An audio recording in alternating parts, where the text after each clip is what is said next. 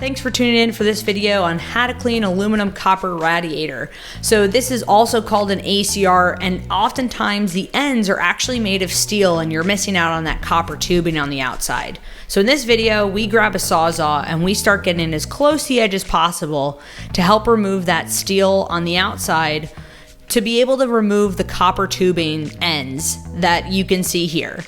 Now sometimes they get a little stuck and you might need to grab a screwdriver to use a little leverage to pop them out, but you're able to have a nice clean aluminum copper piece on the end without any steel attached.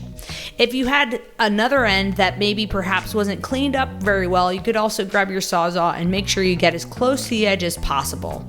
This will allow you to pop off those excess copper tubes on the outside while separating the steel from the aluminum copper on the inside.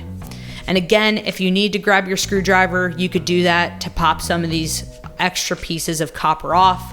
Oftentimes what we find, depending on the size of the ACR unit, you're gonna get anywhere from 1 to 3 extra pounds of copper by removing these little small tubes on the outside. Typically, scrapyards are gonna pay a number 2 copper price for these, so don't be surprised if you get that when you bring it to the scale.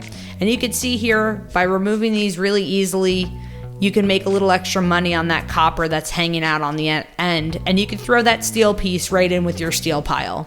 And then that way you're gonna have a nice clean ACR and you get the best price possible when bringing to your scrapyard.